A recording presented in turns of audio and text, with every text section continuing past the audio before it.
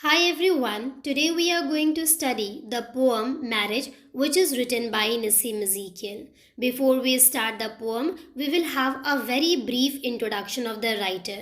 Nissim Ezekiel का जन्म 16 दिसंबर 1924 में हुआ था और इनकी डेथ 9 जनवरी 2004 में हुई थी। निसिम इज़ीकियल एक Indian Jewish poet, actor, play right, editor और आर्ट क्रिटिक थे। इज़ीकियल पोस्ट इंडिपेंडेंस पीरियड के पोइट थे और उन्हें father of post independence Indian words in English के नाम से भी जाना जाता है।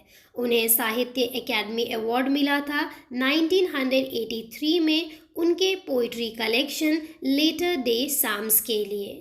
उन्हें पद्मश्री भी मिला था 1988 में। Ezekiel German poet Rainer Maria से काफ़ी ज़्यादा इन्फ्लुएंस थे। इसके साथ साथ टी.एस. इलियट और डब्ल्यू.बी. येट्स का भी उन पे काफ़ी ज़्यादा इन्फ्लुएंस रहा है। निसिम इज़ीकियल के ये कुछ इम्पॉर्टेंट पोइट्री कलेक्शन हैं: a time to change, 60 poems, the third, the unfinished man, the exact name, snakes in and other poems, hymns in darkness, later day psalms and collected poems. Poem marriage Nissim Ezekiel की poetry collection the unfinished man से लिया गया है।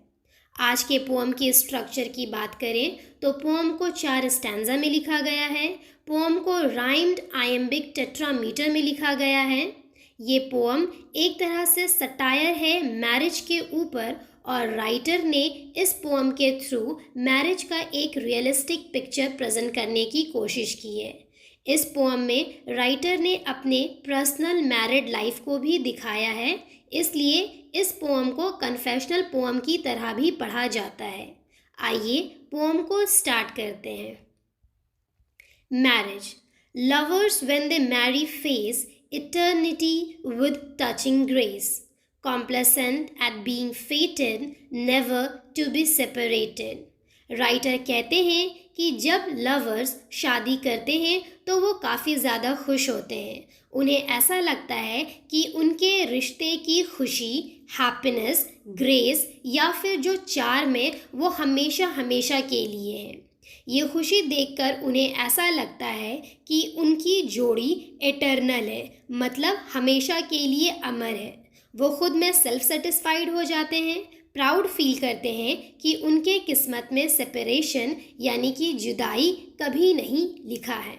वो हमेशा साथ रहेंगे और खुश रहेंगे। The bride is always pretty, the groom a lucky man. आगे राइटर कहते हैं कि शादी में दुल्हन जो होती है वो हमेशा सुंदर दिखती है और दूल्हे को लोग लकी मैन कहते हैं क्योंकि उसे इतनी सुंदर वाइफ मिली है। The darkened room roars out the joy of flesh and blood, the use of nakedness is good. आगे का ये 3 लाइन काफ़ी ज़्यादा इरोटिक है। ये हस्बैंड और वाइफ के बीच के सेक्सुअल रिलेशन को प्रेजेंट करता है। राइटर कहते हैं कि ब्राइड और ग्रूम एक डार्केंड रूम में यानी कि एक अंधेरे कमरे में सेक्सुअल प्लेजर को एंजॉय करते हैं।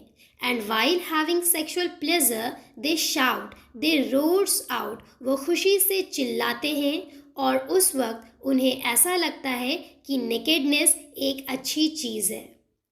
यहाँ पर फ्लैश एंड ब्लड का मतलब है sexual pleasure. I went through this believing all our love denied the primal fall. Wordless we walked among the trees and felt immortal as the breeze. अब यहाँ से राइटर अपने मैरिड लाइफ के बारे में बात करते हैं तो हम ये कह सकते हैं कि यहाँ से कन्फेशनल एलिमेंट या फिर ऑटोबायोग्राफिकल एलिमेंट को ऐड किया गया है। राइटर कहते हैं कि लोग जो शादी के बारे में अच्छी अच्छी बातें करते हैं इन पर मैंने यकीन किया। अब यहाँ पर राइटर अपने लव लाइफ के बारे में बताते हुए कहते हैं कि हमारी मोहब्बत ने प्राइमल फॉल को भी मानने से इनकार कर दिया। हमारी मोहब्बत कहने का मतलब है राइटर और उनकी वाइफ के बीच का जो प्यार था उस प्यार ने प्राइमल फॉल को भी मानने से इनकार कर दिया। प्राइमल फॉल क्या है? तो बेसिकली यहाँ पर बिब्लिकल एल्यूजन का यूज़ किया गया है। प्राइमल फॉल एडम और ईव के फॉल को बोला गया है। ईव के कहने पर एडम ने फॉरबिडन फ्रूट खा लिया था, जिसके वजह से गॉड ने उन्हें गार्डन ऑफ एडन से अर्थ में भेज दिया, यानी कि उनका डाउनफॉल हो गया, हेवन से अर्थ वो आ गए। लेकिन राइटर कहते हैं यहाँ कि हमने इस डाउनफॉल को मानने से इनकार कर दिया। कहने का मतलब ये है कि राइटर को ऐसा लगा कि उनके या उनकी वाइफ की वजह से उनके रिश्ते में डाउनफॉल कभी नहीं आएगा। जिस तरह से वो आज खुश हैं वो हमेशा हमेशा खुश रहेंगे। और आगे राइटर कहते हैं कि बिना कुछ कहे हम, यानी कि राइटर और उनकी वाइफ पेड़ों के बीच चलते रहें और हमें ऐसा लगा जैसे मानो हमारी मोहब्बत भी ब्रीज यानी कि हवाओं की तरह हमेशा हमेशा के लिए अमर हो गई है। यहाँ पर राइटर अपने मोहब्बत को, अपने प्यार को ब्रीज से कंपेयर कर रहे हैं और सिमिली का यूज़ कर रहे हैं। यहाँ पर राइटर ने दिखाना ये चाहा है कि शादी के शुरुआती दिन में उनके बीच काफ़ी ज़्यादा मोहब्बत थी एक दूसरे के लिए, बाकी कपल्स की तरह। आइए आगे बढ़ते हैं। However, many times we come apart, we came together, the same thing over and over again. आगे राइटर कहते हैं कि लेकिन ये प्यार मोहब्बत हमेशा नहीं रहा। कई बार हम लोग अलग हो गए और कई बार फिर से हम लोग एक साथ आ जाते हैं और यही काम बार बार होता रहा, यानी कि ये सेपरेशन और रीयूनियन का प्रोसेस चलता रहा। Then suddenly the mark of Cain began to show on her and me. लेकिन अचानक से हमारे रिश्ते में मार्क ऑफ केन नज़र आने लगा।